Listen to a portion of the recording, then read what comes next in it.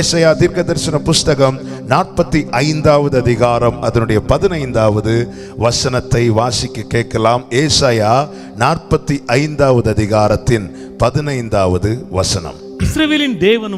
இஸ்ரவேலின் தேவனும் இரட்சகருமாகிய நீர் மெய்யாகவே உம்மை மறைத்துக் கொண்டிருக்கிற தேவனாயிருக்கிறீர். கர்த்தருடைய பரிசுத்த நாமத்திற்கு மகிமை உண்டாவதாக. கர்த்தர் கடந்த நாட்களிலே இந்த வார்த்தையை கொண்டு இடைபட ஆரம்பித்தார். இஸ்ரவேலின் தேவனும் இரட்சகருமாகிய நீர் மெய்யாகவே உம்மை மறைத்து கொண்டிருக்கிற தேவனாயிருக்கிறீர். உம்மை மறைத்து கொண்டிருக்கிற தேவனாயிருக்கிறீர். கர்த்தருக்கு மாத்திரம் மகிமை உண்டாவதாக. நல்ல கவனமா கேளுங்க.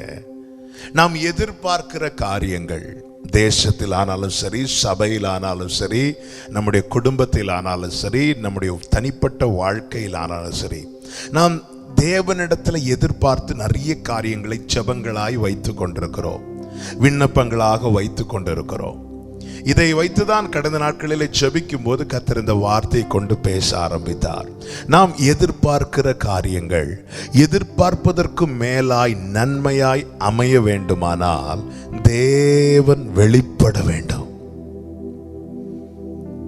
தேவன் எங்கே வெளிப்படுகிறாரோ அல்லது எந்த ஒரு காரியத்தில் தேவன் வெளிப்படுகிறாரோ அங்கே நாம் எதிர்பார்க்கிற காரியங்கள் அவர் மூலமாய் வாய்க்கப்படும்.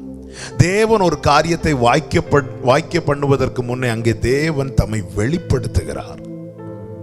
இங்கே தீர்க்கதரிசியை கொண்டு கர்த்தர் எழுதுகிறார், இஸ்ரவேலின் தேவனும் இரட்சகருமாகிய நீர் மெய்யாகவே உம்மை மறைத்து கொண்டிருக்கிற தேவனாயிருக்கிறீர். அப்போ நம்ம என்ன ஆண்டவர்கிட்ட எதிர்பார்த்து தேவ சமூகத்தில் இருக்கணும்னு, ஆண்டவர் நீங்க வெளிப்படுங்க ஆண்டவரே. தேவ பிள்ளைகள் பரிசுத்தவான்கள் ஜெபித்தார்கள், தேவனை எழுந்தருளுவீராக, தேவரீர் எழுந்தருளுவீராக, சீயோனுக்கு இறங்க நீர் எழுந்தருளுவீராக. அதன் அர்த்தம் என்ன? நீங்க வெளிப்படுங்க ஆண்டவரே. யோபு தேவனை தேடுகிறான். யோபுவின் புஸ்தகம் 23வது அதிகாரத்தின் 8-9 வசனங்களை வாசிக்க கேட்கலாம். 8-9 வசனங்கள். இதோ நான் முன்னாக போனாலும் அவர் இல்லை, பின்னாக போனாலும் அவரை காணேன். இடதுபுறத்தில் அவர் கிரியை செய்தும் அவரை காணேன், வலதுபுறத்திலும் நான் அவரை காணாதபடிக்கு ஒளித்திருக்கிறார். அப்போ யோபு யாரை தேடுறா அப்படின்னா, நண்பர்களையோ மனைவியையோ மற்ற சொந்தங்களையோ இல்ல, கர்த்தரை தேடுகிறான். நான் அவரை காணேன், அவர் இல்லை, அவர் ஒளித்திருக்கிறார், தம்மை மறைத்து கொண்டிருக்கிறார். அதன் அர்த்தம் என்ன? அவர் தம்மை வெளிப்படுத்தும் போது என்னுடைய இந்த எல்லா நிலையுமே மாறும். யோபு 42வது அதிகாரத்தில் நமக்கு தெரியும், என்ன தெரியும்? யோபுவின் எல்லா சூழ்நிலையும் மாறிச்சு இல்ல. அவனுடைய முன்னிலைமையை காட்டில் அவனுடைய பின்னிலைமை ஆசீர்வாதமா இருந்தது. இழந்த எல்லாம் 2 மடங்கா அவனுக்கு திரும்ப கிடைத்தது. அதுக்கு முன்னாடி ஒரு காரியம் நடந்தது. என்ன நடந்தது? யோபு 42:5 வாசியுங்கள். யோபு 42. உம்மை குறித்து கேள்விப்பட்டேன், இப்பொழுதோ என் கண் உம்மை காண்கிறது. என் கண் உம்மை காண்கிறது. என் கண் உம்மை காண்கிறது. நான் அதை இப்படி சொல்ல விரும்புகிறேன். 23வது அதிகாரத்தில் தேடுகிறான், தேவனை தேடுகிறான். ஏன் தேடுகிறான்? அவர் வெளிப்படும் போது இந்த சூழ்நிலை மாறும். 42வது அதிகாரத்தில் தேவன் வெளிப்பட்டார். வெளிப்பட்ட போது சூழ்நிலை மாறினது. யோபுவுக்கு இழந்த எல்லாம் 2 மடங்காய் கிடைத்தது. அவனுடைய ஆரோக்கியம் திரும்ப கிடைத்தது, அவனுடைய ஆசீர்வாதங்கள் திரும்ப கிடைத்தது. துன்பத்தை வருத்தத்தை கண்ட நாட்களுக்கு பதிலாக இன்பத்தை காணும்படியாய் தேவன் அவனுக்கு அனுக்கிரகம் செய்தார். காரணம் என்ன? தேவன் வெளிப்பட்டார். இந்த ஃபாஸ்டிங் ப்ரேயரில் எதிர்பார்ப்போடு, ஏக்கத்தோடு, வேதனையோடு, கண்ணீரோடு, கவலையோடு, எனக்கு ஒரு மாற்றம் வராதா, என் குடும்பத்தில் இனி ஒரு மாற்றம் வராதா, என்னுடைய சரீர நிலைமையில் ஒரு மாற்றம் வராதா? என்னுடைய ஆவிக்குறி நிலைமையில் ஒரு மாற்றம் வராதா? என் பிள்ளைகளுடைய வாழ்க்கையில ஒரு மாற்றம் வராதா என்கிற வேதனையோடும் எதிர்பார்ப்போடு யார் யார் இதை கேட்டுக்கொண்டிருக்கிறீர்களோ, இயேசுவின் நாமத்தில் உங்களுக்கு சொல்லுகிறேன், தம்மை மறைத்து கொண்டிருக்கிற தேவன் உங்கள் வாழ்க்கையில தம்மை வெளிப்படுத்தி நீங்கள் எதிர்பார்த்திருக்கிற காரியத்தை நிறைவேற்ற அவர் வல்லவராய், உண்மை உள்ளவராய், போதுமானவராய் இருக்கிறார். கைகளை உயர்த்தி ஹல்லேலூயா. கர்த்தர் நல்லவர். யாருக்கு தம்மை வெளிப்படுத்துவார்? அல்லது தேவன் வெளிப்பட நம்மில் வெளிப்பட வேண்டிய காரியங்கள் என்ன? அதை குறித்து தான் சில காரியங்களை உங்கள் மத்தியில் பகிர்ந்து கொண்டு நான் ஜெபிக்க விரும்புகிறேன். தேவன் வெளிப்பட வேண்டும். தேவன் தம்மை வெளிப்படுத்த வேண்டும். தேவன் யாருக்கு தம்மை வெளிப்படுத்துவார்? அல்லது தேவன் வெளிப்பட நாம் செய்ய வேண்டிய காரியங்கள் என்ன? முதலாவது வாசிக்க கேட்கலாம். ஒரு 5 காரியங்களை நான் சொல்லி ஜெபிக்க விரும்புகிறேன். முதலாவது எரேமியா 29வது அதிகாரம் 13, 14 வசனங்கள். உங்கள் முழு இருதயத்தோடும் 11ல இருந்து வாசிக்கிறீங்களா? 11 நீங்கள் எதிர்பார்த்திருக்கும் முடிவை உங்களுக்கு கொடுக்கும்படிக்கு நான் உங்கள் பேரில் நினைத்திருக்கிற நினைவுகளை அறிவேன் என்று கர்த்தர் சொல்லுகிறார். அவைகள் தீமைக்கு அல்ல, சமாதானத்துக்கு ஏதுவான நினைவுகளை. 13 வாசிங்க. உங்கள் முழு இருதயத்தோடும் என்னை தேடினீர்களானால் தேடுகையில் கண்டுபிடிப்பீர்கள், நான் உங்களுக்கு காணப்படுவேன் என்று கர்த்தர் சொல்லுகிறார். அப்ப இங்க தெளிவாய் தெரிகிறது தேவன் யாருக்கு வெளிப்படுவார் அல்லது யாருக்கு காணப்படுவார். ஆமென். தேவனை முழு இருதயத்தோடும் தேடுகிறவர்களுக்கு. முழு இருதயத்தோடும் தேடுவது என்பது என்ன? முழு இருதயத்தோடும் தேடுகிற அனுபவத்தை 2ஆக சொல்லலாம். ஒன்று, அதே வசனத்திலே சொல்லப்பட்டிருக்கிறது 13வது வசனத்தை திரும்ப ஒரு விஷயம் கூட வாசியுங்கள். உங்கள் முழு இருதயத்தோடும் என்னை தேடினீர்களானால் தேடுகையில் கண்டுபிடிப்பீர்கள். அது அர்த்தம் என்ன? கண்டுபிடிக்கும் மட்டும் தேடுறது, கிடைக்கும் மட்டும் தேடுறது. நீங்க தேடினீர்களானால் என்னை தேடுகையில். அப்ப தேடிட்டே இருக்கிற அனுபவம், வெளிப்படு மட்டும் தேடுறது, கண்டுபிடிக்க மட்டும் தேடுறது, அவரை பார்க்க மட்டும். பாருங்க, கல்லறையின் இடத்தில் வந்தது இயேசுவின் சரீரத்தை பார்க்க. மகதலேனா மரியாளும் உண்டு, இயேசுவின் தாயாகிய மரியாளும் உண்டு, வேறு சில ஸ்திரீகளும் உண்டு. அவர் அங்க இல்லைன்னு சொன்னதும் எல்லாரும் போயிட்டாங்க. மகதலேனா மரியாள் மட்டும் அங்கேயே நிக்கிறாங்க. எது மட்டும் நிக்கிறாங்க? இயேசுவை பார்க்க மட்டும் நின்னாங்க. கண்டுபிடிக்க மட்டும் தேடுகிறது. இதுதான் உன்னத பாட்டின் புஸ்தகம் 3வது அதிகாரம் 1 முதல் 4 வரை உள்ள வசனங்களை வேகமாய் வாசித்தால் இதே அனுபவம் அங்கே அருமையாய் சொல்லப்பட்டிருக்கும். உன்னத பாட்டு 3வது அதிகாரம் 1 முதல் 4 வரை உள்ள வசனங்கள். ராக்காலங்களில் என் படுக்கையில் ஆத்தும நேசரை தேடினேன், தேடியும் நான் அவரை காணேன். எழுந்து நகரத்தின் வீதிகளிலும் தெருக்களிலும் திரிந்து என் ஆத்தும நேசரை தேடுவேன் என்றேன். தேடியும் நான் அவரை காணவில்லை. நகரத்திலே திரிகிற காவலாளர் என்னை கண்டார்கள். என் ஆத்தும நேசரை கண்டீரா என்று கேட்டேன். நான் அவர்களை விட்டு கொஞ்ச தூரம் கடந்து போன உடனே என் ஆத்தும நேசரை கண்டேன். கண்டதும் என்ன செய்கிறேன்? தொடர்ந்து வாசிங்க. அவரை நான் என் தாயின் வீட்டிலும் என்னை பெற்றவளின் அறையிலும் கொண்டு வந்து விடுமட்டும் விடாமல் பற்றி கண்டேன், விடாமல் பற்றி கொண்டேன். நல்ல கவனமா கேளுங்க. 1வது வசனம், 2வது வசனம், 3வது வசனம் வரைக்கும் தேடிட்டே இருக்கிறாங்க, காணல. 4வது வசனத்துல சொல்றாங்க, நான் அங்கே கொஞ்ச தூரம் போனதும் என் ஆத்தும நேசரை கண்டேன். கொஞ்ச தூரம் போனதும் அதன் அர்த்தம் என்ன? உண்மையாய் நம்ம தேடுவோம்னா நம்மளை ரொம்ப தேட விட மாட்டார். ஆமென், ஹல்லேலூயா. அவரை தேடுகிற அனுபவம், அவரை காண மட்டும், அவருடைய பிரசன்னத்தை அனுபவிக்க மட்டும். இந்த அனுபவம் சபைக்கு தேவை. இந்த அனுபவம் எங்கே வெளிப்படுகிறதோ அங்கே தேவன் தம்மை வெளிப்படுத்துவார். அப்ப ஏன் இவ்வளவு தேடுறீங்க அப்படின்னு கேட்டா, சூலேமெத்தியால் சொல்லுவா, நான் அவர்கிட்ட இருந்து ஏதாவது பெற்றுக்கொள்ளணும்னா இல்ல, பற்றி கொள்ள. நான் அவரை விடாமல் பற்றி கொண்டேன். நல்ல கவனமா கேளுங்க. கேட்கிற அனுபவம் இருக்கு, தேடுகிற அனுபவம் இருக்கு. கேட்கிறதெல்லாம் பெற்றுக்கொள்வதற்காக, தேடுறது பற்றி கொள்வதற்காக. தேவன் தம்மை வெளிப்படுத்த விரும்புகிறார். யாருக்கு? தம்மை தேடுகிறவர்களுக்கு. கேட்கிறது அவரிடத்தில் இருக்கிறது வேணுங்கிறதுக்காக. அவரிடத்தில் இருக்கிற சுகம் வேணும், அவரிடத்தில் இருக்கிற ஆசீர்வாதம் வேணும், அவரிடத்தில் இருக்கிற ஜீவன் வேணும், அவரிடத்தில் இருக்கிற எல்லாம் வேணும். கேட்கிற தப்பு கிடையாது, கண்டிப்பா கேட்கணும். கேளுங்கள், அதற்கு மேலாக ஆண்டவர் 3 அனுபவத்தை செய்ய சொல்லி இருக்கிறார். கேளுங்கள், தேடுங்கள், தட்டுங்கள். இது 3ம் ஒரு தேவ பிள்ளையுடைய வாழ்க்கையில இருக்கணும். நம்முடைய ஜெபத்தில் இந்த 3 அனுபவம் இருக்கணும். ஆமென். கேட்கிறது இல்லாதது அவர்கிட்ட கேட்கிறோம். ஆமென். தட்டுறது, நமக்காக வாசல் திறக்கிறது. முதல்ல அதுதானே செய்யறோம். ஒரு வீட்டை போய் தட்டுறோம், தட்டுனது அவங்க கதவு திறக்கிறாங்க. திறக்கும் போது கேட்கிறோம், கேட்கறதும் கொடுக்கறாங்க. அடுத்த அனுபவம் தேடுறது. எதுக்கு தேடுறோம்? எதை தேடுறோம்? அவரை தேடுறோம். அவரை தேடுறோம். என் ஆத்தும நேசரை கண்டீர்களா? இல்லையா? ஓகே, நாளைக்கு தேடலாம். அப்படி இல்லை. முழு இருதயத்தோடு தேடுதல் என்பது அவரை காணும் மட்டும், அவரை பற்றி கொள்ள, அந்த பிரசன்னத்தில் நான் இப்பொழுது அவருடைய கையில் இருக்கிறேன். 63வது சங்கீதத்தில் வனாந்திரத்தில் இருந்து தாவீது சொல்லுகிறார், நான் நம்முடைய செட்டையின் நிழலில் இருக்கிறேன். வனாந்திரத்தை மறக்கிற அனுபவம், செட்டையின் நிழலை நினைக்கிற அனுபவம், இந்த அனுபவம் நம்மில் உண்டாக மட்டும் நம்ம தேடணும். அவரை நோக்கி பார்க்கணும். என் கண்கள் ஓயாமல் உம்மை நோக்கி பார்த்து கொண்டிருக்கிறது. எப்பொழுது எனக்கு இறங்குவீர் ஆண்டவரே, எப்பொழுது என்னை தேற்றுவீர் ஆண்டவரே. இந்த முழு இருதயத்தோடு தேடுகிற அனுபவம் நம்மில் வெளிப்படும் போது கர்த்தர் தம்மை வெளிப்படுத்துவார். அது மாத்திரமல்ல, 2 நாளாகமம் 15வது அதிகாரம் அதனுடைய 4வது வசனத்தை வாசிக்க கேட்கலாம்.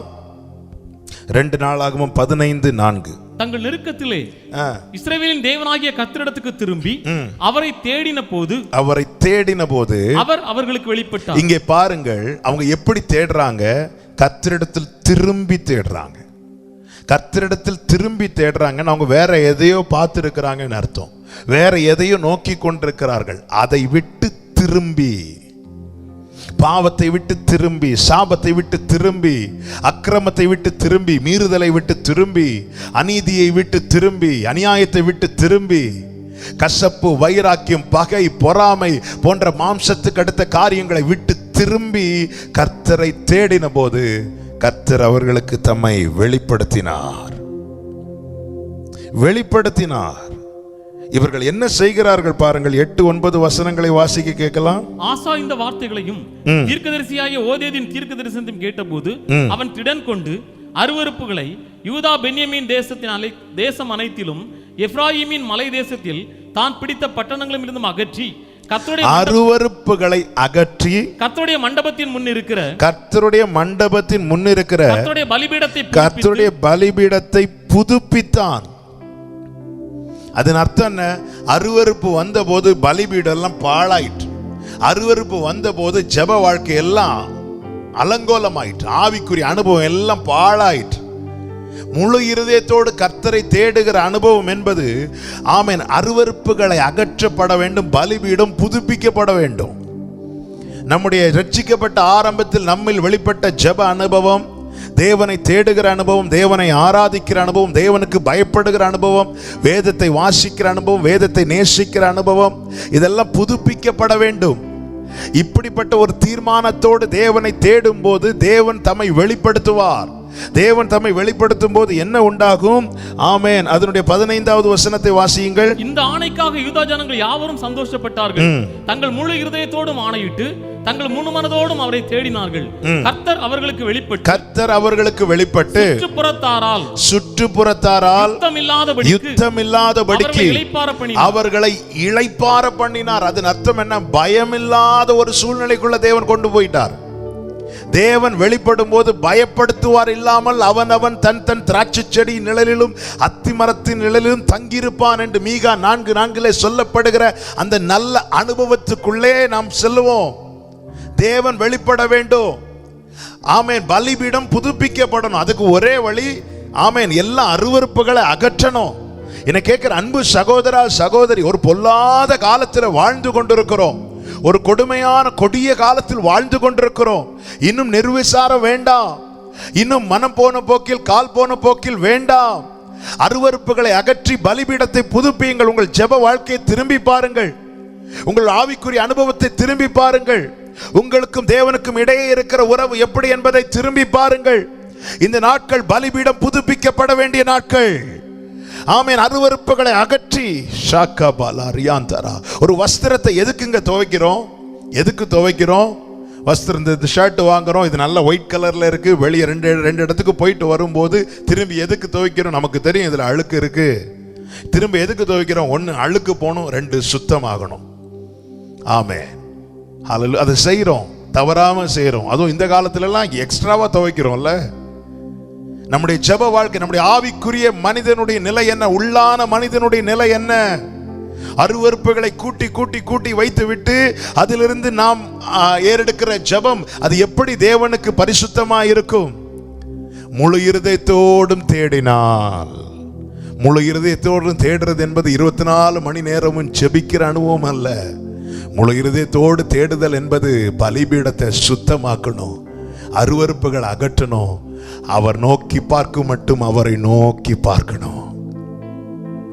நான் இவ்வளோ நாள் ஜெபித்தேன், இவ்வளோ நாள் ஃபாஸ்டிங் பண்ணேன், இவ்வளோ நாள் இப்படி பண்ணேன் அப்படி பண்ணேன், ஆனால் எனக்கு இன்னும் பதில் இல்லையே, தேவன் இன்னும் வெளிப்படவில்லையே. தேவன் வெளிப்பட வேண்டுமானால் அருவருப்புகள் அகற்றப்பட வேண்டும், பலிபீடம் சுத்தமாக்கப்படணும். இப்படிதான் அவங்க முழு இருதயத்தோடும் தேடினாங்க. இப்படி முழு இருதயத்தோடு தேடுகிற அனுபவம் நமக்கு தேவை, எனக்கு தேவை, உங்களுக்கு தேவை, சபைக்கு தேவை. சங்கீதம் 9:10 அருமையான ஒரு வார்த்தை இருக்கிறது. கர்த்தாவே, உம்மை தேடுகிறவர்களை நீர் கைவிடுகிறது இல்லை. கைகளை உயர்த்தி ஆமென் சொல்லுங்க. தேடுகிறவர்களை அவர் கைவிட மாட்டார். ஆதலால் உமது நாமத்தை அறிந்தவர்கள் உம்மை நம்பி இருப்பார்கள். கர்த்தரை இப்படி தேடும். விசேஷமா இந்த லாக்டவுன் நாட்களிலே நம்முடைய ஆவிக்குரிய நிலையை கொஞ்சம் சிந்தித்து பார்ப்போம். நம்முடைய பலிபீடம் எப்படி இருக்கிறது? அதுதான் நம்முடைய ஆவிக்குரிய வாழ்க்கை. அதிலிருந்து கர்த்தருக்கு கொடுக்கிற ஜெபம், ஆராதனை, துதி, இவையெல்லாம் உகந்ததாய் அவருக்கு சுகந்த வாசனை கொடுக்கத்தக்கதாய் இருக்கிறதா? சுத்தமாக்க வேண்டுமே. பலிபீடம் தூய்மையாக்கப்பட வேண்டுமே. பலிபீடம் தூய்மையாக்கப்பட என்ன செய்யப்பட வேண்டுமா? அருவருப்புகள் அகற்றப்பட வேண்டும். இந்த அனுபவம் தான் அவரை முழு இருதயத்தோடு தேடுகிற அனுபவம், கர்த்தரிடத்தில் திரும்பி அவரை தேடுகிற அனுபவம். இந்த அனுபவம் வெளிப்பட்ட போது கர்த்தர் வெளிப்பட்டார். சுற்றுப்புறத்தாரால் யுத்தம் இல்லாதபடிக்கு அவர்களை இளைப்பாற பண்ணினார். ஹல்லேலூயா, ஹல்லேலூயா. நம் ஒவ்வொரு குடும்பத்தில் இந்த அனுபவம் வெளிப்படுவதாக. ஆண்டவரை இப்படி முழு இருதயத்தோடு தேடுகிற அனுபவம் எனக்கு வேணும்பா. கொஞ்சம் இந்த வார்த்தையை சொல்லி நம்ம ஜெபிக்கலாமா? நான் கர்த்தருடைய செய்தியை தொடர விரும்புகிறேன். அதுக்கு முன்னாடி இந்த வார்த்தையை பிடித்து கொண்டு நான் இதை ஜெபிக்க ஏவப்படுகிறபடியினாலே கொஞ்சம் நீங்க இருக்கிற இடத்துல, கர்த்தாவே முழு இருதயத்தோடு தேடுகிற அனுபவம் எனக்கு வேணும். எல்லாரும் கண்களை மூடி அப்படியே ஆண்டவரை நோக்கி பார்த்து, அகற்ற வேண்டியதை அகற்ற எனக்கு கிருபை தருவீராக, மாற்ற வேண்டியதை மாற்ற எனக்கு கிருபை தருவீராக. தேவன் கிருபையாய் எழுந்தருளுவீராக. முழு இருதயத்தோடு உம்மை தேடுகிற அனுபவத்தை எனக்கு தாங்காண்டவரே, எனக்கு தாங்காண்டவரே. உங்க இருதயத்துல கை வச்சு கேளுங்க. ஆண்டவரே, எனக்கு அந்த அனுபவம் வேணும். ஆண்டவரே, என்னுடைய ஆவிக்குரிய அனுபவம், என்னுடைய ஆவிக்குரிய வாழ்க்கை என்கிற பலிபீடம் தூய்மையாக்க, வேண்டாத அருவருப்புகளை அகற்ற கிருபை தார். இன்னும் அந்த அக்கிரம செயலை தொடராதபடி காத்துக்கொள்ளும். இன்னும் அந்த பாவ வாழ்க்கையை தொடராதபடி காத்துக்கொள்ளும். நீர் வெளிப்பட்டால் மாத்திரமே இளைப்பாறுதல் உண்டாகும். எங்க தேசத்தில் இளைப்பாறுதல் உண்டாகும். ஆண்டவரே, உம்முடைய சரீரமாகிய சபை எங்களை நீர் இணைத்து வைத்திருக்கிறீர். நாங்கள் ஒவ்வொருவரும் சமூகத்தை நோக்கி பார்க்கிறோம், எங்களுடைய சமூகத்தில் தாழ்த்துகிறோம். ஆண்டவர், எங்களுடைய ஆவிக்குரிய வாழ்க்கையாகிய பலிபீடம் தூய்மையாக்கப்படும் போது அதிலிருந்து ஏறெடுக்கப்படுகிற ஜெபங்கள் எல்லாம் உமக்கு சுகந்த தூப வர்க்கமாய் உம்முடைய சமூகத்தில் காட்டப்படுமே. எங்கள் தேசத்தில் நீர் வெளிப்பட்டு இளைப்பாறுதலை கட்டளையிடுவீரே. அப்பா, இந்த நாளில் இந்த வார்த்தையை வைத்து ஜெபிக்கிறோம். ஆண்டவரே, அப்பா, முழு இருதயத்தோடும் தேட எங்களுக்கு கிருபை செய்யும், எங்களுக்கு கிருபை செய்யும், எங்களுக்கு நீர் கிருபை செய்வீராக. தகப்பனே, கிருபை செய்வீராக. இயேசுவின் நாமத்தில் பிதாவே, ஆமென். ஹல்லேலூயா. தேடணும். இந்த தேடல் நமக்கு உண்டாகணும் முழு இருதயத்தோடு. எப்படி தேடணுமா? கர்த்தரிடத்துல திரும்பி அதுக்கு என்ன செய்யணுமா? அருவருப்புகள் அகற்றணும். நம் கண்கள் எதை பார்க்கிறது? நம்முடைய காதுகள் எதை கேட்க விரும்புகிறது? நம்முடைய வாய் எதை பேசுகிறது? நம்முடைய இருதயம் எதை தியானிக்கிறது? நம்முடைய சிந்தையில் என்ன நினைவுகள் ஓடுகிறது? நம்முடைய கால்கள் எதை நோக்கி போகிறது? நம்முடைய கைகள் எதை செய்ய துடிக்கிறது? இதை சிந்தித்து பார்க்கணும். சிந்தித்து பார்த்து ஒவ்வொரு அவயவங்களையும் கர்த்தருக்கு நேரா திருப்பணும். அப்பா, இந்த கண்ணு பாவத்தை பார்க்க கூடாது, இந்த காது தீமையை கேட்க கூடாது, இந்த வாய் பொல்லாப்பு பேசக்கூடாது, இந்த கால்கள் ஆண்டவரே உமக்கு பிரியமில்லாத வழியை நோக்கி போகக்கூடாது, இந்த கைகள் உமக்கு பிரியமில்லாத காரியத்தை செய்யக்கூடாது என சொல்லி தேவ சமூகத்தில் ஜீவ பலியாய் நான் நம்மை ஒப்பு கொடுக்கும் போது கர்த்தர் தம்முடைய அக்கினியினால் நம்மை சுட்டரித்து சுத்திகரித்து தமக்கு உகந்த தமக்கு பிரியமானவர்களாய் மல்கிய 3:3 வாசிக்க கேட்கல. மல்கிய 3:3 ஆமென். மல்கியா தீர்க்கதரிசன புஸ்தகம். அவர் உட்கார்ந்து வெள்ளியை புடமிட்டு சுத்திகரித்துக் கொண்டிருப்பார். வெள்ளியை புடமிட்டு சுத்திகரித்துக் கொண்டிருப்பார். அவர் லேவியின் புத்திரரை சுத்திகரித்து அவர்கள் கர்த்தருடையவர்களாய் இருக்கும்படிக்கும் நீதியாய் காணிக்கை செலுத்தும்படிக்கும் அவர்களை பொன்னை போலவும் வெள்ளியை போலவும் புடமிடுவார். அடுத்து வாசிங்க. சுத்திகரித்துக் கொண்டிருப்பார், புடமிடுவார். இனி சகரியா 13:9 வாசிக்க கேட்கலாம். சகரியா 13:9.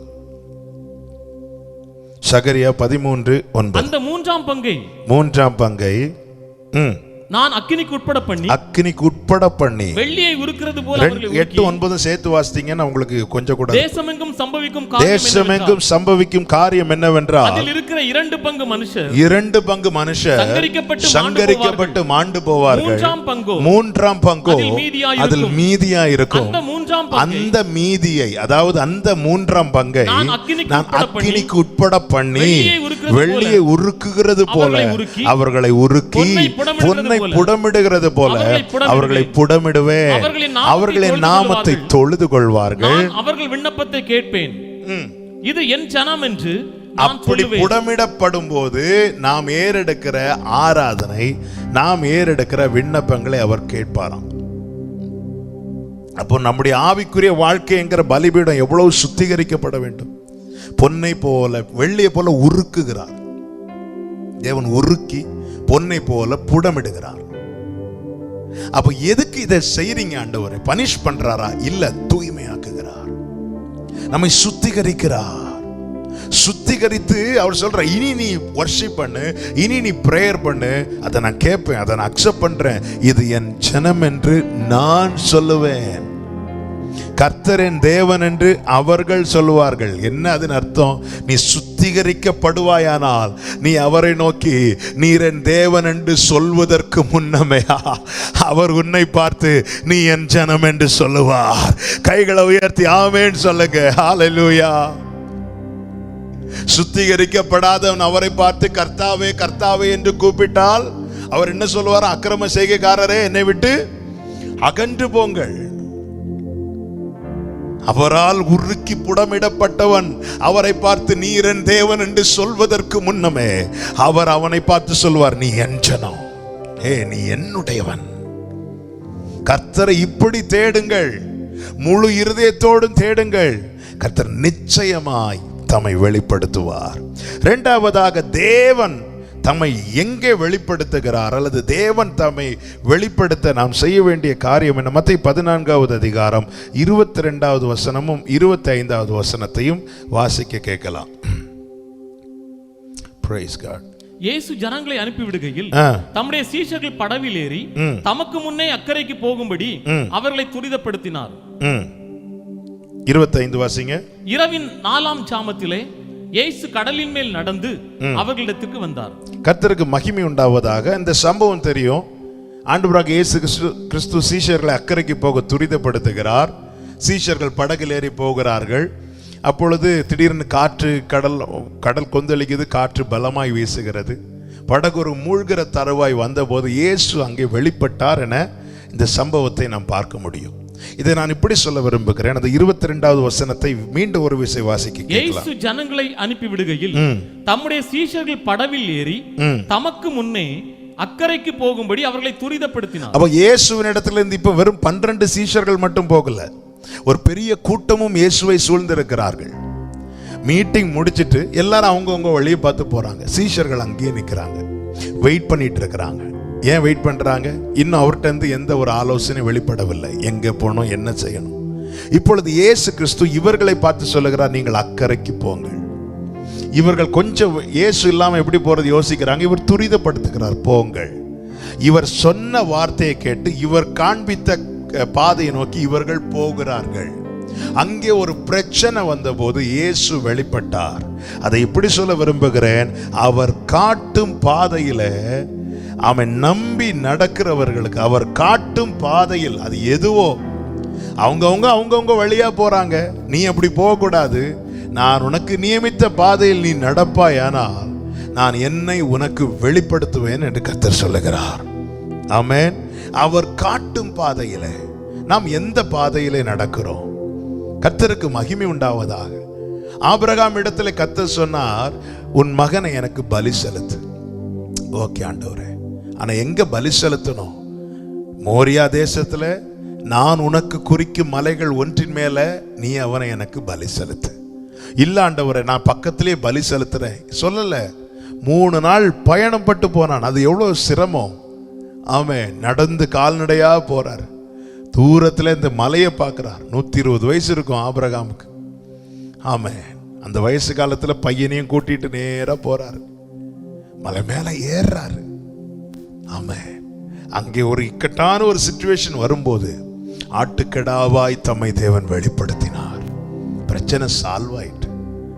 கர்த்தர் நடக்கிற பாதையில் நடக்கும்போது புயல் வராதா? வரும்.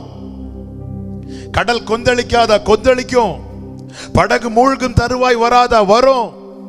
பிரச்சனை வராதா? வரும். நெருக்கம் வராதா? வரும். அப்ப ஏன் அதுல நடக்கணும்? அதுல நடந்தா இவைகள் அனைத்து வந்தாலும் அழைத்தவர் உண்மை உள்ளவர், பாதி வழியில் விட்டு செல்ல அவர் மனிதர் அல்ல, அவர் நிச்சயமாய் தம்மை வெளிப்படுத்துவார். ஆமென் சொல்லுங்க பார்க்கலாம். கைகளை உயர்த்தி ஆமென் சொல்லுங்க.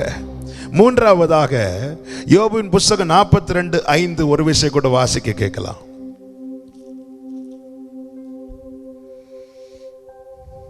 என் காதினால் உம்மை குறித்து கேள்விப்பட்டேன், இப்பொழுதோ என் கண் உம்மை காண்கிறது. என் காதினால் உம்மை குறித்து கேள்விப்பட்டேன், இப்பொழுதோ என் கண் உம்மை காண்கிறது.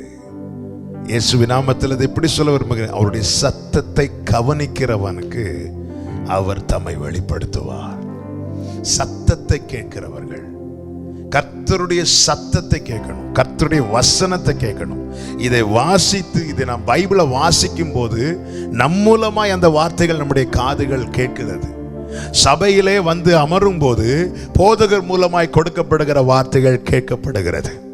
தேவ ஊழியர்கள் மூலமாய், தேவ மனிதர்கள் மூலமாய் நாம் மெடிடேட் பண்ணும்போது இப்படி கர்த்தருடைய வார்த்தை நம் காதுகள் அதிகம் கேட்கட்டும், அவைகள் நம்முடைய இருதயத்தில் அதிகமாய் விழட்டும். நான் இப்படி சொல்ல விரும்புகிறேன், வசனம் யாருக்குள்ளே அதிகமாய் விழுகிறதோ, அல்லது யார் வசனத்துக்கு அதிகமாய் செவி கொடுக்கிறார். இந்த நாட்களிலே நாம் எந்த செய்திகளுக்கு அதிகமாய் செவி கொடுக்கிறோம்? ஆமென். யோபுவின் வாழ்க்கையில நீங்க நல்லா கவனிச்சு பாருங்க. யோபுவின் புஸ்தகம் 1வது அதிகாரம் துவங்கி 42வது அதிகாரம் வரைக்கும் உள்ள இந்த 42 அதிகாரத்திலையும் பார்த்தீங்கன்னா ஒன்று தெரியும். என்ன தெரியுமா? ஒரு புறம் வேதனை, சோதனை, கஷ்டம், நெருக்கம் எல்லாம் காணப்பட்டாலும் மறுபுறம் யார் மூலமாவது அவனுக்கு வார்த்தை வெளிப்பட்டு கொண்டே இருந்தது. 4 நண்பர்கள் வந்தாங்க. நண்பர்கள் தெரிஞ்சு பேசுறாங்களோ தெரியாம பேசுறாங்களோ, அவங்க மூலமா கர்த்தருடைய வார்த்தை அவனுக்கு வெளிப்பட்டு கொண்டே இருந்தது. எனவேதான் அதுல ஒவ்வொரு வார்த்தையும் இதுல எழுதப்பட்டிருக்கிறது. அது வார்த்தைகள் கர்த்தருக்கு பிரியம் இல்லைன்னு அதை எடுத்திருக்கு. அதுல கர்த்தர் யோபுவை தேற்றுகிற அநேக வார்த்தைகள் எழுதப்பட்டிருந்தது. உம்முடைய கூடார சமாதானத்தோடு இருக்க காண்பீர், நல்ல முதிர் வயதிலே மரிப்பீர், இப்படியெல்லாம் நல்ல நல்ல வார்த்தைகள் எழுதப்பட்டிருந்தது. சரி, நண்பர்கள் மூலமாய் கொடுக்கப்பட்ட வார்த்தை மாத்திரமல்ல, கடைசி 3 அதிகாரங்கள்ல படிக்கும்போது கர்த்தரே அவனோட டைரக்டா பேசுறார். அப்ப யோபு எதுக்கு கவனம் செலுத்துகிறான? கர்த்தருடைய வார்த்தைக்கு. எனவே தான் சொல்லுகிறார், எனக்கு வேண்டிய ஆகாரத்தை பார்க்கலும் நான் உம்முடைய வார்த்தையை ஆண்டவரே நான் காத்துக்கொண்டேன். இப்படி கேட்டு கேட்டு கேட்டு கேட்டு கேட்டு கேட்டு வந்த யோபு இப்பொழுது சொல்லுகிறார், என் காதினால் நான் கேள்விப்பட்டேன் ஆண்டவரே, இப்பொழுது என் கண்கள் உம்மை காண்கிறது. பத்மு தீவுல ஒருத்தர் கூட போக முடியாது, யாருக்கும் போக முடியாது. தனிமையில யோவானை தூக்கி போட்டாச்சு. தனிமையில் இருக்கிறார் யோவான், யாருக்கும் போக முடியாது, எதுவும் போக முடியாது. சாதாரண ஊழியக்காரர் கிடையாது, தூண்களா எண்ணப்பட்ட மூவரில் ஒருவர் யோவான். பேதுரு, யோவான், யாக்கோப், அதுல ஒருவர். அப்போ ஒரு என்ன சொல்ற, பெரிய அப்போஸ்தலர். கீழே எத்தனை சீஷர்கள் இருந்திருப்பார்கள், எத்தனை விசுவாசிகள் இருந்திருப்பார்கள். போக முடியல, போக முடியாது. அப்படிப்பட்ட ஒரு சூழலில் அடைக்கப்பட்ட நிலையில பத்மு தீவுல யோவானை தூக்கி போட்டாச்சு. ஆனாலும் அவன் கர்த்தருடைய நாளில் ஆவிக்குள்ளானான். அப்பொழுது கர்த்தருடைய சத்தத்தை கேட்கிறான். பாருங்கள், 1வது அதிகாரம் 10 முதல் வாசிக்க கேட்கலாம். கர்த்தருடைய நாளில் ஆவிக்குள்ளானே, அப்பொழுது எனக்கு பின்னாலே எக்கால சத்தம் போன்ற பெரிதான ஒரு சத்தத்தை கேட்டேன். அது, நான் ஆல்பாவும் ஒமேகாவும் முந்தினவரும் பிந்தினவருமாய் இருக்கிறேன். நீ காண்கிறதை ஒரு புஸ்தகத்தில் எழுதி ஆசியாவில் இருக்கிற எபேசு, சிமிர்னா, பெர்கமு, தியத்தீரா, சர்தை, பிலதெல்பியா, லவோதிகேயா என்னும் பட்டணங்களில் உள்ள 7 சபைகளுக்கும் அனுப்பு என்று விளம்பினது. நல்ல அடுத்து 12வது வசனம். அப்பொழுது என்னுடனே பேசின சத்தத்தை பார்க்க, அந்த வார்த்தை நல்ல, என்னோடு பேசின சத்தத்தை பார்க்க திரும்பினேன். 10வது வசனத்துல ஒரு சத்தத்தை கேட்டேன். எல்லா சத்தத்தை கேட்டேன்னு சொன்னா அதுல நியாயம் இருக்கு. ஆனா இங்க என்ன சொல்றாரு, என்னோடு பேசின சத்தத்தை பார்க்க. என்னோடு பேசின வார்த்தையை நான் பார்க்கணும். அந்த வார்த்தை யார் தெரியுமாங்க? கீழே வாசிங்க தொடர்ந்து. அந்த திரும்பின போது 7 பொன் கொத்து விளக்குகளையும் அந்த 7 குத்து விளக்குகளையும் மார்பருகே பொற்கச்சை கட்டியிருந்த மனுஷகுமாரனுக்கு ஒப்பானவரை கண்டேன். ஹல்லேலூயா. 7 குத்து விளக்குகள் மத்தியிலே நிலையங்கி தரித்து மார்பருகே பொற்கச்சை கட்டியிருந்த மனுஷகுமாரனுக்கு ஒப்பானவரையும் கண்டேன். சத்தத்தை கேட்கிற ஒவ்வொரு உள்ளமும் சத்தத்தை பார்க்கணும்னு துடிக்கட்டும். நம்மோடு பேசுகிறவர் கர்த்தர். என்னோடு ஒரு சத்தத்தை கேட்டேன். ஐ எம் ஆல்பா, நான் அல்பாவும் ஓமேகாவும், நான் முந்தினவரும் பிந்தினவருமா இருக்கிறேன்ங்கிற சத்தம் கேட்டதும் இது மனுஷ சத்தம் கிடையாது, இது என் ஆண்டவருடைய சத்தம். அந்த சத்தத்தை பார்க்க நான் திரும்பின போது வார்த்தையானவர் இதோ நிற்கிறார். நீங்கள் இருக்கிற இடத்துல உங்களுக்கு ஒரு வார்த்தை வெளிப்படுமானால் அந்த வார்த்தையானவரும் அங்கே நிற்கிறார் என்று அர்த்தம். சத்தத்தை கேட்கிறவர்கள் சத்தத்தை பார்க்க திரும்புங்கள். அவர் உங்களுக்கு தெரியப்படுவார், அவர் உங்களுக்கு வெளிப்படுவார். அந்த வார்த்தையில் ஜீவன் இருக்கிறது, அந்த வார்த்தையில் வல்லமை இருக்கிறது. இந்த பத்மு தீவின் தாக்கம் யோவானை தொடவில்லை. அதன் பிறகு பத்மு தீவை குறித்து யோவான் நினைக்கவில்லை, எழுதவில்லை. அதன் பிறகு அவரை குறித்து எழுதுகிறார், ஆட்டுக்குட்டியானவரை குறித்து எழுதுகிறார், அவர் சொல்லுவதை குறித்து எழுதுகிறார். காரணம், வார்த்தை வெளிப்பட்டது, வார்த்தை தென்பட்டது, வார்த்தையானவர் வெளிப்பட்டார். நீங்க அடைக்கப்பட்ட சூழலில் இருந்தாலும் என்னை கேட்கிற அன்பு சகோதரா சகோதரி, உங்களை நோக்கி ஒரு வார்த்தை வருதுன்னா, நீங்க அந்த வார்த்தையை கேட்கிறீங்கன்னா, இது உங்கள் அருகே மனுஷகுமாரனுக்கு ஒப்பானவர். அருமையான அந்த வார்த்தை, மார்பருகே பொற்கச்சை கட்டி இருந்த மனுஷகுமாரனுக்கு ஒப்பானவர். Thank you holy spirit, thank you holy spirit. வசனத்தை கேட்கிறவர்களுக்கு அவர் தம்மை வெளிப்படுத்துவார். யோவான் சுவிசேஷம் 20வது அதிகாரம் 18, 19, 20 வசனங்களை வாசிக்க கேட்கலாம். மகதலேனா மரியாள் போய் கர்த்தரை கண்டதையும் தாம் கர்த்தரை கண்டதையும் அவர் தன்னுடனே சொன்னவைகளையும் சீஷருக்கு அறிவித்தாள். வாரத்தின் முதல் நாளாகிய அன்றைய தினம் சாயங்கால வேளையிலே, அதாவது காலையில கல்லறைக்கு போறாங்க. மகதலேனா மரியாள் போய் பார்க்கறாங்க. இயேசுவை அங்கே தரிசித்து நேரா ஓடி வந்து இயேசு சொன்ன வார்த்தை நேரா போய் சீஷர்கள்ட்ட சொல்றாங்க. இயேசு சொன்ன வார்த்தையெல்லாம் சொல்றாங்க. அன்னைக்கு சொல்லி அன்னைக்கு சாயங்காலத்துல சீஷர்கள் கூடி இருந்த இடத்தில் யூதர்களுக்கு பயந்ததினால் பூட்டி இருக்கையில் இயேசு வந்து நடுவே நின்று உங்களுக்கு சமாதானம். இயேசு வந்து நிக்கிறதுக்கு முன்னாடி வார்த்தை அனுப்பிவிட்டார். வார்த்தை உங்களை நோக்கி வருதுனாலே, அவன் நீங்க பயந்து இருந்தாலும் சரி, எந்த சூழ்நிலையில் இருந்தாலும் அது நடுவே இயேசு வந்து நிற்பார். கைகளை உயர்த்தி ஆமென் சொல்லுங்க. இன்னைக்கு ஆண்டவர் நம்மோடு பேசுகிறார், நம்மை பலப்படுத்தி கொண்டிருக்கிறார். சோ மற்ற சத்தங்களை கேட்க செவிகளை கவனமாய் வைப்பதை காட்டிலும் கர்த்தர் என்ன சொல்றார், இன்னைக்கு ஆண்டவர் என்கிட்ட என்ன பேசுறார், நான் இது பேசும்போதே ஆவியில உணர்கிறேன். அநேகர் ஆண்டவர் தட்டி எழுப்பி அவன் கூர்ந்து கவனிக்க வைத்துக் கொண்டிருக்கிறார். ஆண்டவர் என்ன குறித்து தான் பேசிட்டு இருக்கிறார், என்கிட்ட தான் ஏதோ பேச விரும்புகிறார், என்ன பார்த்து தான் சொல்றேன், கூர்ந்து கவனிக்க வைத்துக் கொண்டிருக்கிறார். இந்த வார்த்தைகளை கர்த்தருக்கு மாத்திரம் மகிமை உண்டாவதாக. ஆமென். வார்த்தை உங்களை நோக்கி வருதுனாலே அவர் வெளிப்பட போறார்னு அர்த்தம். சத்தத்தை கேட்டேன், என்னோடு பேசின சத்தத்தை பார்க்க திரும்பினேன். இதோ நிற்கிறார். யார் நிற்கிறார்? மனுஷகுமாரனுக்கு ஒப்பானவர், மார்பில் பொற்கச்சை கட்டினவர், என் ஆட்டுக்குட்டியானவர், என் ஆண்டவராகிய இயேசு கிறிஸ்து. கரங்களை உயர்த்தி ஹalleluya. நான்காவதாக தானியேலின் புஸ்தகம் 3வது அதிகாரம் அதனுடைய 17வது வசனமும் 25, 26 வசனங்களையும் வாசிக்க கேட்கலாம். யாருக்கு தேவன் தம்மை வெளிப்படுத்துவார்? நாங்கள் ஆராதிக்கிற தேவன், எங்கள் தேவன் எங்களை தப்புவிக்க வல்லவராய் இருக்கிறார். அவர் எரிகிற அக்கினி சூளைக்கும் ராஜாவாகி உம்முடைய கைக்கும் நீங்கள் ஆக்கி விடுவிப்பார். ஆமென். 25வது வசனம். அதற்கு அவன், இதோ 4 பேர் விடுதலையாய் அக்கினியில் நடுவிலே உலாவுகிறதை காண்கிறேன். அவர்களுக்கு ஒரு சேதமும் இல்லை. 4ஆம் ஆளின் சாயல் தேவபுத்திரனுக்கு ஒப்பாய் இருக்கிறது என்றான்.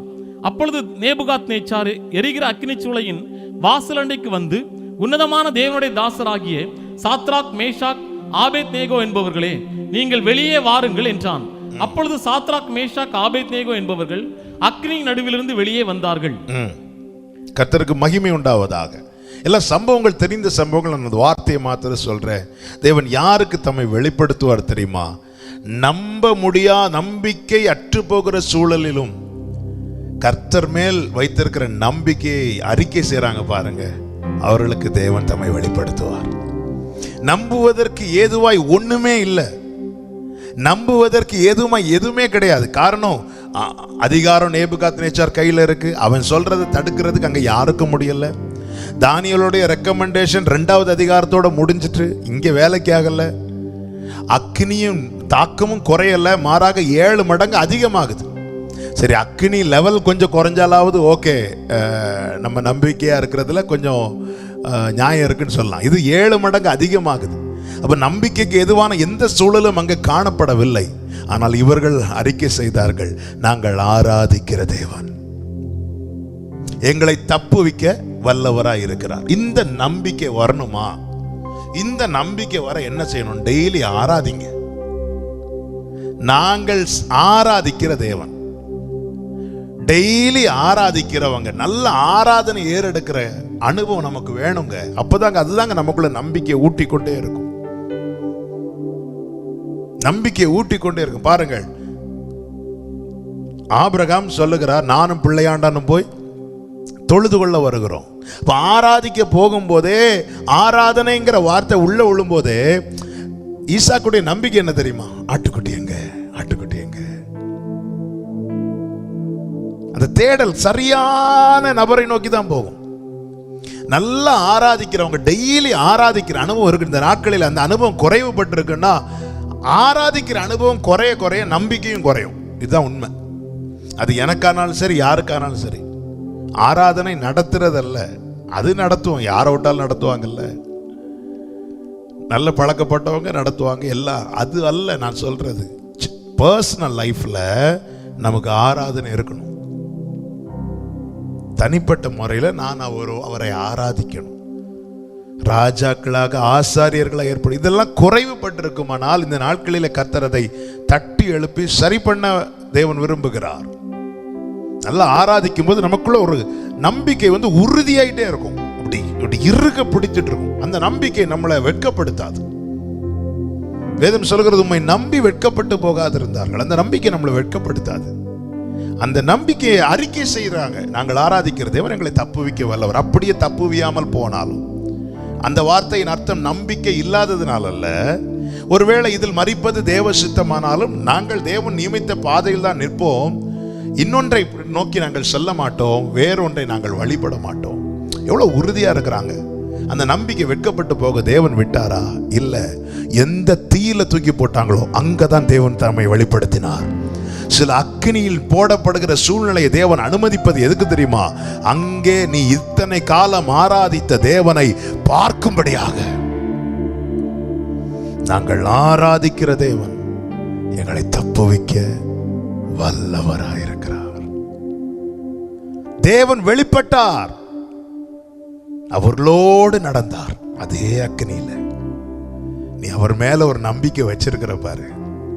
ஆனா நடக்கிற பாதை அக்கினி, நடக்கிற பாதை முள்ளு, நடக்கிற பாதை திரளான தண்ணீர். கலங்காதே, உன் கூடவே நடக்கிறார், கூடவே நடக்கிறார். கைகளை உயர்த்தி ஆண்டவருக்கு மகிமை செலுத்துவோம். ஹல்லேலூயா. கர்த்தருக்கு மகிமை உண்டாவதாக. அவன் இன்னொரு வார்த்தையை சொல்லி நம்ம கொஞ்ச நேரம் செபிக்க போகிறோம். அவன் நம்புகிறவர்களுக்கு தேவன் வெளிப்படுகிறார். ஐந்தாவதாக தேவன் யாருக்கு வெளிப்படுத்துகிறார் தெரியுமா? தம்மை காத்திருக்கிறவர்களுக்கு. லூக்கா 8வது அதிகாரம் 40வது வசனம். இயேசு திரும்பி வந்தபோது ஜனங்கள் எல்லாரும் அவருக்காக காத்திருந்தபடியால் அவரை சந்தோஷமாய் ஏற்றுக்கொண்டார்கள். காத்திருக்கிறவர்களுக்காக இயேசு திரும்பி வந்தாராம். ஜனங்க காத்திருக்கிறாங்க, அது வீண் போகல. அவர் வந்தார், தம்மை வெளிப்படுத்தினார், சந்தோஷமாய் ஏற்றுக்கொண்டார்கள். காத்திருக்கிறவர்களுக்காக தேவன் தம்மை வெளிப்படுத்துவார். ஆதியாகமம் 18வது அதிகாரம் 1வது வசனத்தை வாசிக்கலாம். ஆதியாகமம் 18. மம்ரேயின் சமபூமியில் அவனுக்கு தரிசனமானார். அவன் பகலின் உஷ்ண வேளையில் கூடார வாசலிலே உட்கார்ந்திருந்து தன் கண்களை ஏறெடுத்து பார்க்கிறான். கர்த்தர் வெளிப்படுகிறார். எதுக்கு இங்கே வெளிப்பட்டார் தெரியுமா? அவனை நம்ப பண்ணின வார்த்தை. அவன் எந்த வார்த்தை நிறைவேறும் என்று காத்திருந்தானோ அந்த வார்த்தையை நிறைவேற்ற, வாக்குத்தத்தத்தை நிறைவேற்ற தேவன் தம்மை வெளிப்படுத்துவார். வார்த்தைக்காய் காத்திருக்கிற அன்பு சகோதரா சகோதரி, உனக்கு கொடுக்கப்பட்ட வாக்குத்தத்தத்தை நிறைவேற்ற உன் தேவன் உனக்கு தம்மை வெளிப்படுத்துவார். ஹல்லேலூயா. வாக்குத்தத்தத்தை நிறைவேற்ற ஆமென், தேவன் தம்மை வெளிப்படுத்தினார். அடுத்த ஒரு வசனத்தை வாசியுங்கள். எபிரேயர் 9வது அதிகாரம் 28வது வசனம். Thank you Father, thank you Holy. கிறிஸ்துவும் அநேகருடைய பாவங்களை சுமந்து தீர்க்கும்படிக்கு ஒரே தரம் பலியிடப்பட்டு தமக்காக காத்துக் கொண்டிருக்கிறவர்களுக்கு ரட்சிப்பை அருளும்படி இரண்டாம் தரம் பாவம் இல்லாமல் தரிசனமாவார். நான் அதை இப்படி சொல்ல விரும்புகிறேன். ஆதியாகமம் 18:1 எபிரேயர் 9:28 சொல்ல விரும்புகிறேன். ஆதியாகமம் 18 வாக்குத்தத்தம் நிறைவேற்ற தம்மை வெளிப்படுத்துவார். வாசஸ்தலத்துக்கு அழைத்து போக தம்மை வெளிப்படுத்துவார். காத்திருக்கிறவர்கள் இந்த பூமியிலே தேவ பிள்ளைகள் 2 காரியத்துக்காக காத்திருப்பார்கள். ஒன்று, இங்கே தேவன் செய்வேன் என்று சொன்ன காரியத்தை தேவன் நிறைவேற்ற. 2, அவருடைய வாசஸ்தலத்துக்குள் போவதற்காக. இந்த 2 காரியத்துக்காக தேவ பிள்ளைகள் இந்த பூமியிலே காத்திருப்பார்கள். இங்கே தேவன் நிறைவேற்றுவேன் என்று இங்கே செய்ய வேண்டிய காரியத்தை நிறைவேற்ற, அங்கே தேவன் செய்வேன் என்று சொன்ன காரியத்தை நிறைவேற்ற. ஆமா, இந்த 2 காரியத்துக்கும் தேவன் வெளிப்படுத்துவார். அதை இப்படி சொல்ல விரும்புகிறேன். இங்கே தேவன் உங்களுக்கு என்னென்ன காரியங்களை செய்வேன் என்று சொன்னாரோ அதை செய்து அதை உங்கள் கண்கள் காணும் மட்டும் தேவனுடைய கிருபை உங்களை தாங்கி கொண்டிருக்கும். இந்த தீபத்தை தேவன் அணைய விட மாட்டார். என்னென்ன காரியங்களை தேவன் செய்வதை உன் கண்கள் காணும் என்று சொன்னாரோ அதையெல்லாம் தேவன் செய்து முடிக்கும் மட்டும் உன் தீபம், வாழ்க்கை தீபத்தை அணைய தேவன் விட மாட்டார். இங்கே தேவன் உனக்கு செய்வேன் என்று வாக்குத்தத்தம் செய்ததை இங்கே செய்ய தம்மை வெளிப்படுத்துவார். அங்கே அழைத்து போவேன் என்று வாக்கு தந்திருக்கிறாரே, அது நிறைவேறும் காலம் வரும்போது அது மட்டும் சபை காத்திருக்க வேண்டும். நம்முடைய ஓட்டம் விசுவாச ஓட்டம். மகிமையை நோக்கி செல்லுகிற ஓட்டம் அப்படித்தான். இது நாம் நமக்கு ஏற்படுத்தினதல்ல, நம்மை அழைத்தவர் நமக்கு ஏற்படுத்தினது, நமக்கு நியமித்தது. வாக்குத்தத்தம் நிறைவேற்ற தேவன் தம்மை எப்படி வெளிப்படுத்தினாரோ அதே போல வாசஸ்தலத்துக்கு அழைத்து போக தேவன் வெளிப்படுத்தும் நாள் வந்து விட்டது. ஹல்லேலூயா. மிகவும் சமீபமாய் இருக்கிறது. காலங்களை பாருங்கள், சூழ்நிலைகளை பாருங்கள். இதெல்லாம் எதை எச்சரிக்கிறது? இதோ அவர் வாசல்படி அருகே வந்து விட்டார், வாசல் அருகே வந்து விட்டார். சபை ஆயத்தமாயிரு, கர்த்தரை நோக்கி பாரு, உன் பாதைகளை சரி பண்ணு, உன் பலிபீடத்தை தூய்மையாக்கு. கர்த்தர் நடத்துவார். வாக்குத்தத்தத்தை நிறைவேற்றுகிறவர் மாத்திரமல்ல, வாசஸ்தலத்துக்கு அழைத்து போகிறவர். இந்த தேவன் என்றென்றைக்கும் உள்ள சதா காலமும் நம்முடைய தேவன். மரண பரியந்தம் நம்மை நடத்துகிறவராயிருக்கிறார். கைகளை உயர்த்தி ஆமென் சொல்லுங்க பார்க்கலாம். தேவன் தம்மை வெளிப்படுத்துகிற தேவனாயிருக்கிறார். தம்மை மறைத்து கொண்டிருக்கிற தேவன் தம்முடையவர்களுக்காக வெளிப்படுத்துகிறார். இளைப்பாறுதலை கட்டளையிட, பயத்தை நீக்க, சந்தோஷம் உண்டாக, விடுதலை கொடுக்க, வாக்குத்தத்தத்தை நிறைவேற்ற, வாசஸ்தலத்துக்கு அழைச்சிட்டு போக தேவன் தம்மை வெளிப்படுத்துகிறவராயிருக்கிறார். கர்த்தரை முழு மனதோடு தேடுவோம். கர்த்தர் காட்டும் பாதைகளை நடப்போம். கர்த்தருடைய சத்தத்துக்கே கவனமாய் நம்முடைய செவிகளை சாய்ப்போம். கர்த்தரை ஆராதித்து நம்பிக்கையில உறுதிப்படுவோம். கர்த்தருக்கு காத்திருப்போம். கர்த்தர் தம்மை வெளிப்படுத்துவார். ஆமென் சொல்லுங்க பார்க்கலாம். அப்படியே கண்களை மூடி ஒரு சில நிமிடங்கள் நம்மை தாழ்த்தி, ஹல்லேலூயா. Thank you Lord Jesus. ஷபலரியாந்தனரியாந்தனரா, உங்க முகத்தை பார்க்கணுமே ஏசையா, உங்க முகத்தை பார்க்கணுமே ஏசையா, உங்க முகத்தை பார்க்கணுமே ஏசையா, முகத்தை பார்க்கணுமே ஏசையா. ஆண்டவர் சமூகத்தில் அப்படியே தாழ்த்தி, கர்த்தாவே நீர் வெளிப்பட வேண்டும். எங்க தேசத்தின் இந்த சூழ்நிலைகள் மாற, எங்கள் குடும்பத்தில் இந்த சூழ்நிலைகள் மாற, எங்க வாழ்க்கையில் இந்த சூழ்நிலைகள் எல்லாம் மாற நீர் வெளிப்படுவீராக. தகப்பனே நீர் வெளிப்பட வேண்டும் ஆண்டவரே. நீங்க இன்னைக்கு எங்க கூட பேசுனீங்க.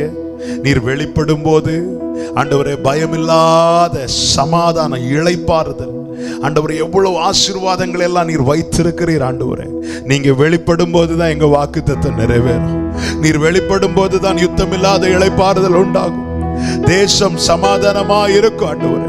நீர் வெளிப்படும் போதுதான் விடுதலை உண்டாகும். நீர் வெளிப்படும் போதுதான் சந்தோஷம் உண்டாகும் ஆண்டவரே. இந்தந்த இழந்த அனுபவத்தில் யார் யார் இருக்கிறார்களோ, சமாதானத்தை இழந்து ஆண்டவரே, சந்தோஷத்தை இழந்து, தைரியத்தை இழந்து, பலத்தை இழந்து, நம்பிக்கை இழந்து யார் யார் இருக்கிறார்களோ ஒவ்வொருவரோடு இந்த வார்த்தைகள் மீண்டும் மீண்டும் பேசட்டும் ஆண்டவரே. இவங்க வாழ்க்கையில நீர் வெளிப்படுவீராக. நீங்க வெளிப்படுங்கப்பா. அக்னி 7 மடங்கு அதிகமாக்கப்பட்ட போது எப்படி சாத்ராக் மேஷாக் ஆபேத்நேகோவின் நம்பிக்கை தளரவில்லையோ, அதே போல எங்கள் வாழ்க்கையில நாங்கள் எதிர்பார்த்ததுக்கு மாறாக காரியங்கள் மாறும்போது நாங்கள் எங்கள் நம்பிக்கையிலே தளராதிருக்க கர்த்தர் வெளிப்படுவீராக. கர்த்தர் வெளிப்படுவீராக. கர்த்தர் வெளிப்படுவீராக. கர்த்தருடைய பிள்ளைகளை திடப்படுத்துவீராக. கர்த்தருடைய பிள்ளைகளை பலப்படுத்துவீராக. கர்த்தருடைய பிள்ளைகளை தைரியப்படுத்துவீராக. கர்த்தர் இருக்கிறீர், உன்னோடு பேசுகிற நான் உனக்கு என்னை வெளிப்படுத்துவேன் என்று இந்த நாளிலேயே திட்டவும் தெளிவுமாய் எங்களோடு பேசின எங்கள் நல்ல கர்த்தாவே. யோபு தேடி நான் காணவில்லை, ஆனா அப்படியே நீங்க காணாம போகலப்பா. நீங்க வெளிப்பட்டீங்க. நீங்க வெளிப்பட்டது சூழ்நிலை மாறிச்சுப்பா. என் தகப்பனே, பாரத்தோடு, பயத்தோடு, வேதனையோடு, கலக்கத்தோடு இருக்கிற ஒவ்வொரு உள்ளங்களுக்கா இந்த வேளையில ஜெபிக்கிறேன். பிள்ளைகளுக்கு நீருமை வெளிப்படுத்து. இந்த சூழ்நிலைகள் எல்லாம் மாற்றுவீராக. ஒவ்வொரு குடும்பம் என்னென்ன பிரச்சனையில் இருக்கிறாங்க உங்களுக்கு தெரியும். இன்னைக்கு அநேகரை நீங்க இந்த செய்தியை கேட்க வச்சிருக்கிறீங்கப்பா. நன்றி அப்பா. ஆண்டவரே, இந்த செய்தி கேட்கறதுக்கு வாய்ப்பே இல்லை, ஆனாலும் சிலரை கேட்க வச்சிருக்கிறீங்கப்பா. நீங்க சொல்லி இருக்கிறீங்க, எங்க காது கேட்ட சத்தத்தை நாங்க திரும்பி பார்க்கிறோம். உடகபரமா சந்தரபலரபா உடரியாந்தனரபா உரிபிகபலரந்தரபா உஷேகபலரந்தனரியாந்தரபா உடரபக்கபலரியாந்தரே லரகதரா உடரபா சந்தரபலரே. ஒரு புதிய பலன் இப்பொழுது நம்முடைய பிள்ளைகளுக்கு உண்டாவதாக, புதிய பலன் உண்டாவதாக. உடரபா சந்தரல ரியாந்தரபா உரபா கபதரியாந்தரா உடரபல ரியாந்தரே. வாருமையா போதகரே, வாருமையா போதகரே, வற்றாத ஜீவ நதியாக, வற்றாத ஜீவ நதியாக. வாருமையா போதகரே, வாருமையா ஷகபலரியாந்தனரே, வற்றாத ஜீவ. நீங்க வெளிப்படுங்க. எஸ் ஆமென். எல்லாரும் ரெண்டு கைகளை உயர்த்தி கேளுங்க. வாருமையா, வாருமையா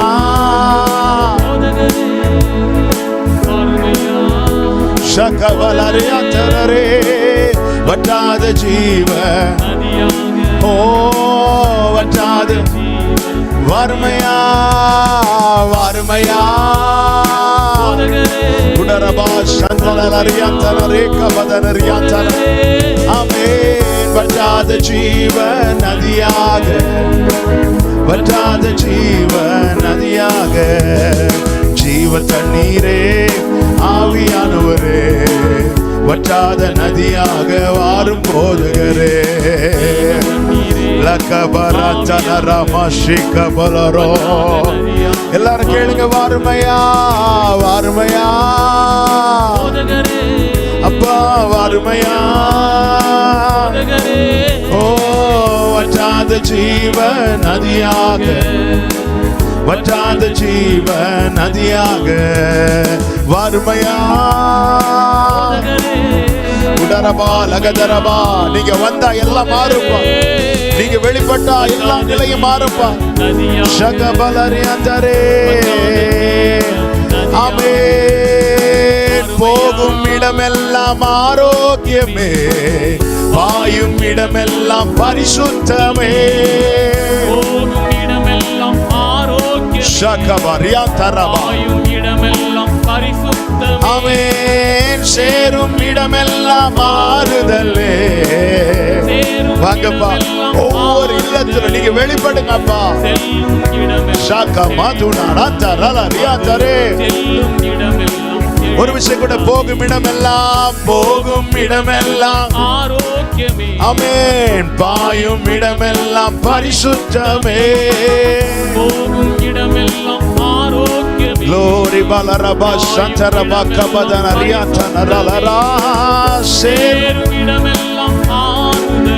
ஆறுதல் உண்டாகட்டும், ஆரோக்கியம் உண்டாகட்டும், பரிசுத்தம் உண்டாகட்டும், செழிப்பு உண்டாகட்டும். வெளிப்படுங்கப்பா, வெளிப்படுங்கப்பா, வெளிப்படுங்கப்பா.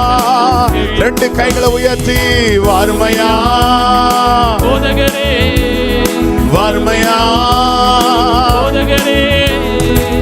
வற்றாத ஜீவ நதியாக, வற்றாத ஜீவ நதியாக. வாருமையா போதகரே, அப்பா, வாருமையா ஏசப்பா, போதகரே. தகப்பனே. வற்றாத ஜீவ ஷகபலரோ சந்தரபகபலரா. ஒரு விஷயம் கூட, போகும் இடமெல்லாம், போகும் இடமெல்லாம் இயேசுவின் நாமத்தில் பலவீனத்தோடு இருக்கிற ஒவ்வொருவருக்காய் ஜெபிக்கிறோம். ஆரோக்கியம் உண்டாவதாக, ஆரோக்கியம் உண்டாவதாக. நான் அவர்களுக்கு சௌக்கியத்தையும் ஆரோக்கியத்தையும் வர பண்ணுவேன் என்றவரே. ஆரோக்கியம் உண்டாவதாக. ஓ எஸ். சேரும் இடமெல்லாம் ஆறுதலே. சமாதானம் உண்டாகட்டும், சுகம் உண்டாகட்டும், பலன் உண்டாகட்டும், செழிப்பு உண்டாகட்டும். ஷிகபலரதரமா ஷேகபதரா உடதரமா ஷேகபதரே. வாருமையா போதகரே, வாருமையா ஆமென். போதகரே. வற்றாத ஜீவ நதியாக, வற்றாத ஜீவ. வாருமையா, வாருமையா வாருமையா போதகரே, வாருமையா போதகரே. வற்றாத ஜீவ நதியாக, Glory ma sheka malaria tara. ஜீவ நதியாக. ஓ ரந்தனரே.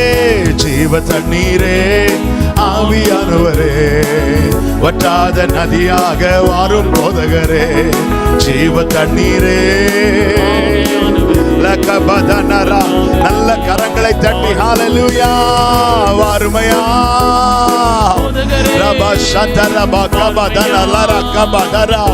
அப்பா, ஒவ்வொருவருக்கும் நீர் உம்மை வெளிப்படுத்தி ஆண்டவரே சமாதானத்தை, சந்தோஷத்தை, சௌக்கியத்தை, ஆரோக்கியத்தை, பரிசுத்தத்தை, நம்பிக்கையை, தைரியத்தை கொடுத்து உம்முடைய பிள்ளைகளை நிலைநிறுத்தும், ஆறுதலை, தேர்தலை கொடுத்து ஆசீர்வதியும், ஆட்கொள்ளும் ஆண்டவரே.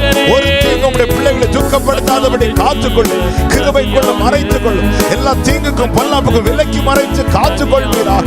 தகப்பனுடைய கரம் உடைய பிள்ளைகள் மேல இருப்பதாக, உடைய பிள்ளைகளுடைய கூடாரத்தின் மேல உயர்ந்திருப்பதாக. சத்துரு அந்த கொடியை கண்டு கலங்குவானாக. உடாக்கபரவா சந்தரபலரா ரீபா லகதரமா ஷே. நல்ல கரங்களை தட்டி ஹalleluya ஹalleluya ஹalleluya. உடரபா சந்தரபா லகதரபா உடாக்கபரபோ ஷேகமதனியந்தரபா. ஹalleluya ஹalleluya ஹalleluya. நன்றி தகப்பனே, நன்றி தகப்பனே. அப்படி ரெண்டு கைகளை வானத்துக்கு நேராய் விரித்து உயர்த்தி கண்களை வானத்தை நோக்கி பார்த்து, உண்மையாய் நீர் உம்மை மறைத்துக் கொண்டிருக்கிறீர், ஆனால் நீர் உம்மை உம்முடையவர்களுக்கு வெளிப்படுத்தி கொண்டே இருப்பீர் ஆண்டவரே. நாங்க நம்புகிறோம், நாங்க விசுவாசிக்கிறோம். இன்னைக்கு நீங்க எங்க கூட பேசுனீங்க. எத்தனை பேர் சொல்ல முடியும் இன்னைக்கு அப்பா என் கூடவே பேசினார்.